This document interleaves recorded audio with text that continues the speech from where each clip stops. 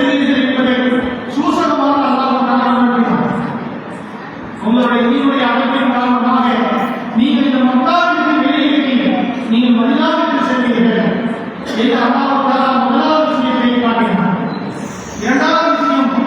இரண்டாவது வாரத்தின் ஒவ்வொரு வாரத்திற்கும் மத்தியில் அந்தந்த வழக்கமானவருடைய வெற்றிகளை ஸல்லல்லாஹு அலைஹி வஸல்லம் அவர்கள் அமர்ந்து சென்றார்கள். இரண்டாவது வாரத்தில் பார்க்க போறாங்க. அந்த ஹஜ்ரத் ஈசா அலைஹிஸ்ஸலாம் ஈசா அலைஹிஸ்ஸலாமை பார்க்கக்கூடிய நோக்கம் இருக்கிறது. எண்ணிலடங்காத அபிமானத்தில் இருக்கிற குறிப்பிட்ட சில அபிமானத்தை அல்லாஹ் காட்டிக்கூடிய காரணம் இருக்கிறது. அதற்காக தான் சொல்ல வருகிறது. இரண்டாவது வாரத்தில் ஹஜ்ரத் ஈசா அலைஹிஸ்ஸலாமை சந்திக்கிறார்கள். ஏன் ஈசா அலைஹிஸ்ஸலாமை சந்திச்சாங்கன்னா, யூதர்களின் மூலியமாக நீங்கள் எப்படி ஹஜ்ரத் ஈசா அலைஹிஸ்ஸலாம் அவர்கள் கொலை மிரட்டப்பட்டபடி அவர்கள் கொலை செய்யும் நேரத்தில் அல்லாஹ் தஆலா வானவர்களின் பக்கம் உயர்த்தினானோ அதுபோன்ற நபியே, நீங்கள் மக்காவிலே வளரக்கூடிய காலகட்டத்திலே உங்களுக்கு கொலையுடைய அச்சுறுத்தல் வரும் என்பதை அல்லாஹ் காட்டுகிறார். 100 மீட்டர்கள் அந்த நபியுடைய வீட்டை சுற்றி நின்று எல்லாரும் ஒரே இடத்துல நபியுடைய தலையை கொண்டு வர வேண்டும். கொண்டு வருவதற்கு 100 பக்கத்தை வயசு அல்லாஹ் பாதுகாத்தார். ஹஜ்ரத் ஈசா அலைஹிஸ்ஸலாமை எப்படி அந்த யூதர்கள் கொலை செய்யும்போது வானவர்களின் பக்கம் அல்லாஹ் உயர்த்தினாரோ அதுபோல தன்னுடைய பெரிய நபியை அல்லாஹ் பாதுகாத்தார். அந்த விரோதிகள் இருக்கிறார்களே அவர்கள் பார்வையாளராக ஆக்கி அவர்களை அல்லாஹ் பாதுகாத்தார். இது இரண்டாவது விஷயம். மூன்றாவது ஹஜ்ரத் யூசுப் அலைஹிஸ்ஸலாம் மூன்றாவது வாரத்திலே ஹஜ்ரத் யூசுப் அலைஹிஸ்ஸலாம் சந்திக்கிறார். யூசுப் அலைஹிஸ்ஸலாம் எதற்கு அல்லாஹ் காட்டினார் சொன்னா, யூசுப் அலைஹிஸ்ஸலாத்தை அவர்களுடைய சகோதரனை கொலை செய்ய ஆயத்தமானார்கள். கிணத்துல தூக்கி போட்டது யாரு? அவங்களுடைய உடற்பிறந்த சகோதரர். தந்தை ஒன்று தாய் ரெண்டு இல்லையா? தந்தை யாக்கூப் அலைஹிஸ்ஸலாம், தாய் ரெண்டு. முதல் காலத்தில் மக்கள் யாரு? முதல் காலத்தில் பெண்மணிக்கு பிறந்த யாக்கூப் அலைஹிஸ்ஸலாமுடைய முதல் மனைவிக்கு பிறந்த குழந்தைகள் 11 பேர். இரண்டாவது மனைவிக்கு பிறந்த குழந்தைகள் யூசுப் அலைஹிஸ்ஸலாம் முடியாங்க. இந்த யூசுப் அலைஹிஸ்ஸலாம் அவர்கள் யாரு? தூக்கி கிணத்தை போட்டு அவர்களுடைய சகோதரர்கள். அல்லாஹ் இதை காரணம் என்ன சொன்னார் என்று சொன்னார், நபியே உங்களுக்கு எதிரி வேற யாரும் இல்லை, உங்களுடைய குடும்பத்தார்கள் தான். குறைஷிகள் யார்? நபியுடைய குடும்பத்தார்கள். அபூ லஹப் எவ்வளவு துன்புறுத்தினார். அபூ ஜஹல் எவ்வளவு துன்புறுத்தினார். அபூ ஜஹல் யார்? நபியுடைய பெரிய நபி.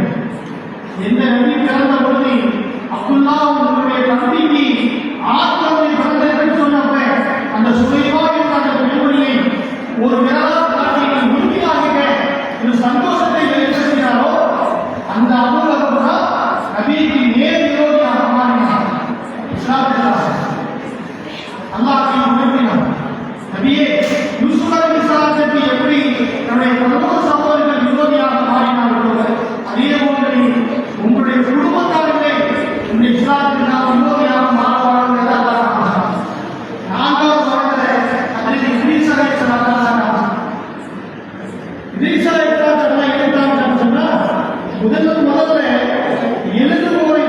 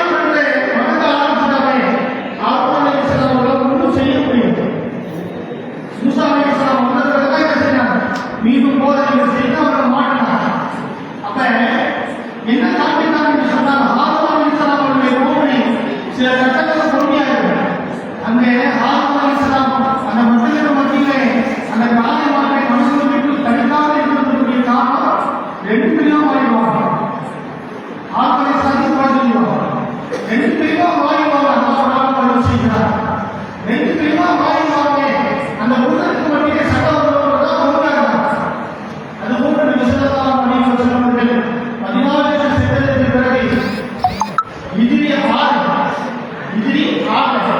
உதைபியா உடன்படிக்கை ரொம்பவும் மாற்றமான விஷயம். முற்றிலும் இஸ்லாத்திற்கு மாற்றமான விஷயங்களை எதிரிகள் செய்த பொழுது ஸல்லல்லாஹு அலைஹி வஸல்லம் பொறுமையாக பின்னால் வெற்றி கொண்டார்கள். மக்காவில் வெற்றி ஏற்பட்டது. இதற்காக ஹாரூன் அலைஹிஸ்ஸலாம்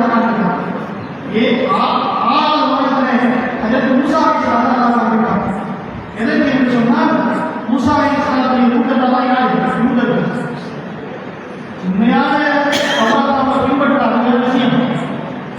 அந்த பனி இஸ்ரவேலர் தான் யூதர்கள் என்று நாம் சொல்கிறோம். யூதர்களை உங்களுக்கு மிகப்பெரிய சூழ்ச்சி ஏற்படும். நீங்கள் 14 வருஷத்திற்கு பிறகு கைபருடைய யுத்தம் இருக்கிறது. அந்த கைபருடைய யுத்தம் யூதர்களாக ஏற்பட்டதுதான். யுத்தத்திலேயே பயங்கரமான யுத்தம் கைபருடைய யுத்தம் ரொம்ப கடுமையான யுத்தம். இது உங்களுக்கு ஏற்படும் மூசா அலைஹிஸ்ஸலாத்தின் கூட்டத்தாருக்கும் உங்களுக்கு மத்தியில் ஏற்படும் என்பதை அல்லாஹ் காட்டுகிறார். நீங்கள் 7வது வசனத்திலே அதற்கு இப்ராஹிம் அலைஹிஸ்ஸலாம் சொன்னார். ஏன் தெரியுமா? இப்ராஹிம் அலைஹிஸ்ஸலாம் அவர்கள் பல தியாகத்திற்கு பிறகு பல கஷ்டங்களுக்கு பிறகு நம்ரூத் என்ற மன்னனின் மூலமாக ஏற்பட்ட சுதந்திரத்தில் அதற்கு பிறகு அல்லாஹ் தஆலா அவர்களை கலீலாக எடுத்துக்கொண்டார். கலீலாக மக்கள் தோழராக எடுத்துக்கொண்டு அல்லாஹ் தஆலா அவர்களை நிம்மதியாக பூமியிலே வாழ செய்தார்.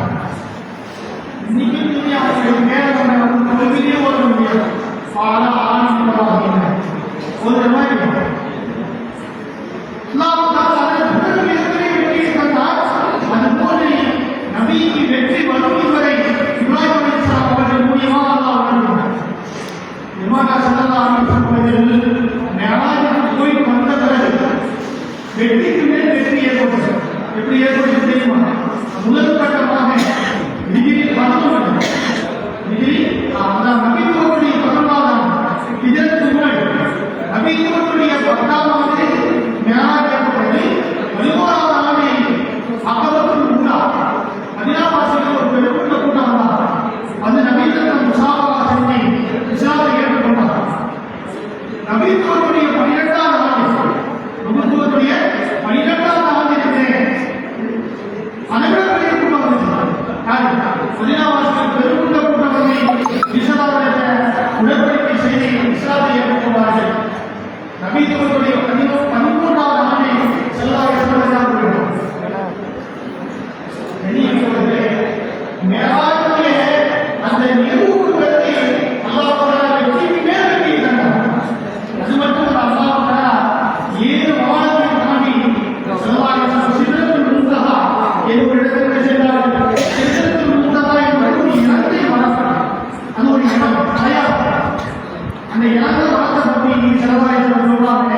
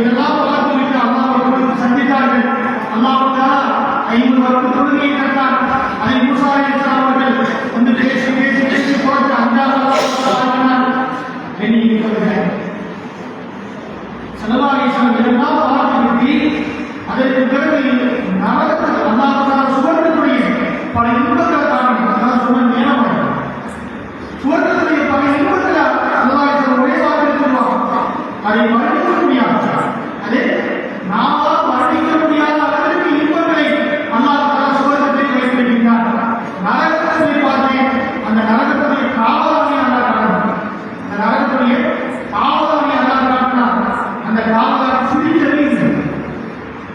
சிரிப்பு இழந்தவராக